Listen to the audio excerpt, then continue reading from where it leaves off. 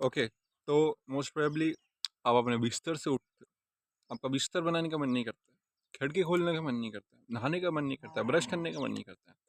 This is all happening because of low energy. आपके शरीर में एनर्जी नहीं है बेसिकली। तो एक तो ये होता है कि आपने कुछ खाया नहीं होता, पिया नहीं होता है, आप बहुत ही स्टार्व कर रहे हो, उसकी वजह से एनर्जी नहीं होती है। दूसरी होती है कि आपने खाया पिया बहुत है, खाते पीते करके हो, दिन भर का आप सूतते हो, फिर भी आपके शरीर में एनर्जी नहीं रहती है। तो this is like a different thing कि आपके शरीर में एनर्जी नहीं है और एनर्जी नहीं है। लाइक आपके शरीर में कार्ब्स है, ग्लूकोज है, वो एक अलग टाइप की एनर्जी होती है। बट जो आपकी मेंटली एनर्जी होती है, मेंटल एनर्जी बेसिकली, कि आप कितना काम कर पाते हो, आपका कितने टास्क कितने एफिशिएंटली कर सकते हो, कितनी देर तक कर सकते हो, कितनी देर तक अच्छा फोकस कर सकते हो, इसको हम मेंटल एनर्जी बोलते हैं।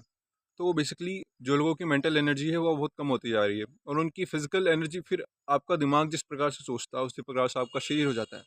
आपका दिमाग की एनर्जी अच्छी नहीं है, आपका दिमाग हर चीज़ में प्रोक्रास्टिनेट करने लगता है, तो आपका शरीर भी उसी तरीके से रिस्पॉन्ड करता है। वो भी फिर आपको लेज़ी लेज़ी बना देता है, आपका शरीर अच्छा फील नहीं करता है, और ये आपका दिमाग जानबूझ के नहीं करता है। इसमें आपका ही फॉल्ट है और आपके एनवायरनमेंट का फॉल्ट है। आप किस प्रकार से जी रहे हो उसका फॉल्ट है। और ये फॉल्ट को बहुत ही आसानी से फिक्स भी करा जा सकता है। ये कोई रॉकेट साइंस नहीं है कि आपको इंजेक्शन इधर से लगवाना है शरीर में तो उधर से लगवा रहा है कि आपकी बॉडी में एनर्जी आ जाएगी। इसके बेसिकली बहुत सिंपल से फिक्सेस होते हैं जो कि मैं आपको बताने वाला हूँ। First of all the most important thing, जो कि मोस्ट प्रोबेबली आपने हज़ारों बार सुन ली होगी, आपके कान से निकल के, सर से निकल के इस दुनिया में चली गई होगी, जो आपने कभी अप्लाई नहीं करी है, वो है वाइटामिन डी। विटामिन डी के सोर्सेज बहुत से होते हैं। लाइक आप सूरज से ले सकते हो, आप कैप्सूल्स ले सकते हो, खाने से भी मिल सकता है। बट खाने से जो है मोस्ट प्रोबेबली आप पूरा नहीं कर पाते हो, क्योंकि उसके लिए मोस्ट प्रोबेबली 9 to 10 एक्स खाने पड़ते हैं एक दिन में, जो कि एक नॉर्मल बंदा, इंडियन एवरेज बंदा कभी नहीं खाएगा। और अगर खा रहे हो तो भी आपको वाइटामिन डी उससे मिल जाएगा। बट जो सन से मिलता है, कैप्सूल से मिलता है, वो वाला वाइटामिन डी होता है, वो अच्छा होता है। वो आपकी बॉडी के लिए, वो बॉडी एब्जॉर्ब कर पाती है, एग्स का भी कर पाती है। बट मेरे पर्सनल ओपिनियन से एग्स से मुझे कभी भी विटामिन डी का क्वांटिटी जो है वो पूरी नहीं मिल पाई। मतलब विटामिन डी अगर मैं एग्स से ले रहा हूँ तो मुझे विटामिन डी के बेनिफिट्स नहीं मिल रहे हैं, पर अगर मैं सूरज से ले रहा हूँ, कैप्सूल से ले रहा हूँ, तो मुझे विटामिन डी के बेनिफिट्स दिखते हैं। तो बेसिकली खाने से भी पूरा किया जा सकता है। बट आप बचपन से पढ़ते आ रहे हो कि सूरज से हमको विटामिन डी मिलता है, और लोग इसके लिए, डॉक्टर्स भी कैप्सूल्स रिकमेंड करते हैं। तो आप क्यों अलग ज्ञानी बनो कि आप खाना खा रहे हो और खाने से विटामिन डी पूरा करो। लाइक लेट्स सपोज कि आप अपने दिन भर पूरे रूम में रहते हो और आप दिन भर के 10 एक्स खा लेते हो, आपसे उसका विटामिन डी पूरा हो गया। क्या आपको लगता है कि आपकी बॉडी में विटामिन डी एक्चुअली में जा रहा है? नहीं, आपकी बॉडी में विटामिन डी एक्चुअली में नहीं जा रहा है। आपकी बॉडी को विटामिन डी सन से मिल सकता है या फिर थ्रू कैप्सूल से मिल सकता है। जो आपका एग्स होता है, जो फूड होता है, वो बेसिकली एक एडिशनल पॉइंट होता है, आपकी बॉडी को एक्स्ट्रा विटामिन डी दे देता है। तो first of all vitamin D कैसे लेना है? सबसे पहले सन बाथ लो। सन बाथ के 3 रूल्स बता रहा हूँ। पहला, यूवी इंडेक्स, सबसे स्ट्रॉन्ग यूवी इंडेक्स होता है 12 से 3 के बीच में, उसी के बीच में आपको सन बाथ लेना है। 4 बजे के बाद कभी सन बाथ नहीं लेना, विटामिन डी आपके शरीर में एब्जॉर्ब भी नहीं हो पाएगा। दूसरा, आपको आप एक लार्ज बॉडी पार्ट पे सन को लेना है। अगर आपका फ्रंट बॉडी हो गया, फिर आपकी पीठ हो गई, आपके लेग्स हो गए, आपको अपने लार्ज बॉडी पार्ट पे विटामिन डी को लेना है, तभी वो एब्जॉर्ब हो पाता है। आपके चेहरे पे, आपके हाथों से, आपके बाजुओं से, इससे विटामिन डी एब्जॉर्ब नहीं हो पाता है। तो आप सन बात लो। और आई वुड से कि अगर आप कैप्सूल्स भी ले रहे हो विटामिन डी के लिए, तो सन में बैठना ना बस विटामिन डी नहीं देता है आपको, आपका सर्केडियन रिदम फिक्स करता है बेसिकली। ये हमारा सेकंड पॉइंट है एक्चुअली, पर मैं इसी में बता देता हूँ आपको। सेकंड पॉइंट है कि आपका circadian rhythm most probably fix नहीं होगा।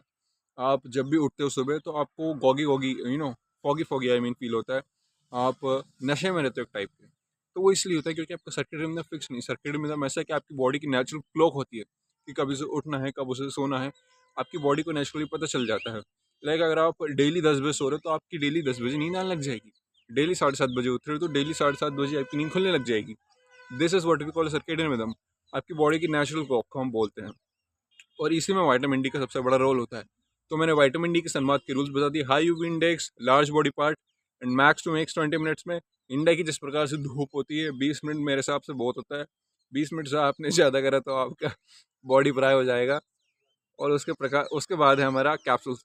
आप कोई सी भी ब्रांड का ले लो, vitamin D, but make sure उसके रिव्यूज़ अच्छे हों और आप एक ट्रस्टेड सोर्स से ले रहे हो। और पैकेजिंग आने पर डब्बा खोल के देखना है, आपको विटामिन डी का कैप्सूल दिख रहा है तभी उसको एक्सेप्ट करना, ओपन डिलीवरी करना हमेशा। और जी हाँ, तो विटामिन डी के लिए हमारा पॉइंट ख़त्म होता है। उसके बाद हमारा जो सेकंड टॉपिक है वो हमारा सर्केडियन। सर्केडियन में मैंने आपको बता दिया है आपको कैसे फिक्स करना है। बेसिकली जब भी आप सुबह से उठते हो तो the first thing you should do कि आप सूरज में चल जाओ, छत पे चल जाओ और जितना धूप में हो सकता है उतना धूप में रहो। मॉर्निंग के टाइम पे 10-20 मिनट आपको धूप में रहना है। 10-20 मिनट नहीं हो पाता है, 5 मिनट तो एटलीस्ट आपकी आंखों भी धूप में पड़नी चाहिए डायरेक्टली, जिससे आपके ब्रेन को सिग्नल जाता है कि मॉर्निंग हो चुकी है, दिन आ चुका है और हमको हमारे बॉडी का कॉर्टिसोल जो है वो थोड़ा सा बढ़ाना है। आपकी बॉडी का कॉर्टिसोल कभी भी पूरी तरीके से लो नहीं हो सकता है, वो हमेशा थोड़ा सा बड़ा ही रहता है। बट हाँ, उसके लेवल्स को हमको जितना मेंटेन कर सकते हो उतना मेंटेन करना चाहिए। और उसके बाद हमारी बात हो गई विटामिन डी, सर्केडियन रिदम। उसके बाद हम बात करते हैं स्लीप की। मोस्ट प्रोबेबली स्लीप अगर आप कम ले रहे हो, लाइक 4-5 घंटे की ले रहे हो, तो आपके 3 घंटे की स्लीप मिल रही है। घोचू, अगर आप तू 10 घंटे सो रहा है तो तुझे सिर्फ 8 घंटे की नींद मिलती है, जो कि अच्छा है। बट अगर आप 8 घंटे सो रहे हो तो आपको 6-7 घंटे की नींद मिलेगी। तो इसलिए अपनी स्लीप को प्रायोरिटाइज करो, ज़्यादा से ज़्यादा सो। अपने टीनेज ईयर्स में हो, 18 से कम के हो, 20 से कम के हो, तो मोस्ट प्रोबेबली आपको 9 आवर्स की स्लीप मिनिमम चाहिए रहती है। एक एडल्ट हो तो भी आपकी स्लीप बहुत वेराई कर सकती है। स्टडी शो करती है कि एक एडल्ट बंदे को या फिर एक ग्रोन बंदे को 8 से 7 घंटे सोने चाहिए, but that is like bullshit.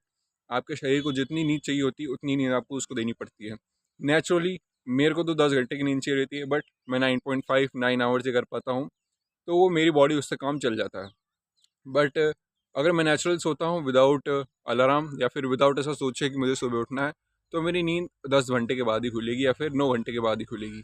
तो आप क्या कर सकते हो, अगर आप स्कूल में जाते हो, जॉब वर्किंग करते हो, कोई भी काम, तो आप बेसिकली क्या करो, अपना जल्दी सो जाओ। देखो मेरा स्कूल का टाइमिंग रहता है 9 बजे, तो मैं क्या करता हूँ, मैं 10 बजे सो जाता हूँ। इवन तो मैं सो सकता हूँ 12 बजे, 12 से 8 में 8 घंटे की नींद ले सकता हूँ, बट मैं सोता 10 बजे हूँ, ताकि मेरी नींद 7 से 10 की हो जाए। 7 से 10 की नींद होती है तो वो 9 घंटे की लगी। कुछ लोगों को फनी लगा है कि 9 घंटे सोता है, जो सोवत है वो खोवत है। अब कुछ लोग ये लाइन बोलेंगे कि इतना सोता है गधे, इतना सोने से क्या होगा। तो भाई आपकी बॉडी को इतनी स्लीप की ज़रूरत होती है। आप अगर शाहरुख खान नहीं हो, आप मोदी जी नहीं हो, तो आपको इतनी नींद की ज़रूरत होती है। कुछ जेनेटिकली गिफ्टेड बंदे होते हैं इस दुनिया में, टॉप 1%, जो कि 4 घंटे 5 घंटे में सो सकते हैं, बट आप मोस्ट प्रोबेबली वो नहीं हो। इसलिए मेक श्योर करो कि आप अपनी स्लीप को जितना एक्सटेंड कर सकते हो, जितना टाइम रख सकते हो उतना टाइम रखो। और सबसे बेस्ट चीज़ जो है आप कर सकते हो वो ये है कि आप अलार्म मत लगाओ। अगर आप एक अलार्म नहीं लगाओगे तो आपकी बॉडी का कॉर्टिसोल नहीं बढ़ेगा। आप एक एग्जांपल लो, आप एंशिएंट टाइम में जाओ, पहले के टाइम में जाओ। जब आप मान लो आपने 10 गायों को पाल रखा है, आपकी रिस्पॉन्सिबिलिटी कि आपको उसको रात भर सेफ रखना है। तो आपका एक साथी है, उसने आपको एकदम से धक्का दिया कि भाई भाई भाई भाई भाई हमला हो चुका है, हमको गायों को बचाना है, तो आपका कॉर्टिसोल बढ़ जाएगा नेचुरली। उसी प्रकार जब आप सुबह उठते हो, आपका नाम कोई पुकारता है कि भविष्य, या फिर आपका नाम राहुल, आर्यन, कुछ भी हो गया, तो आपका कॉर्टिसोल नेचुरली बढ़ जाता है, क्योंकि आपकी बॉडी को लगता है कि कोई डेंजरस सिचुएशन है और हमको हमारा कॉर्टिसोल बढ़ाना है। अब ये वाइल्ड नेचर में कभी कभार हो जाता था, बट डेली डेली नहीं होता था। अगर ये चीज़ डेली आपके साथ हो रही है, डेली आपका कोई नाम पुकार रहा है, फिर अलार्म आपको सुना रहा है, तो आपका कॉर्टिसोल स्पाइक होगा। तो मेक श्योर आप स्लीप सही कर रहे हो, सर्केडियन रिदम सही कर रहे हो, विटामिन डी सही ले रहे हो, और ये तीनों चीज़ अगर आप कर रहे हो तो आपकी एनर्जी बहुत ही स्टेबल हो जाएगी और आपको अच्छी एनर्जी का dose through out the day मिलता रहेगा। और जैसे कि सनसेट हो रहा है उसी प्रकार मेरी वीडियो भी एंड होने वाली है। और इसका चाहूँ तो मैं इसमें 2-3 पॉइंट्स और ऐड कर सकता हूँ, मैं चाहूँ तो इसको आधे घंटे की बना सकता हूँ, but I am running out of time, इसलिए मैं इसको इतना रखना चाहता हूँ।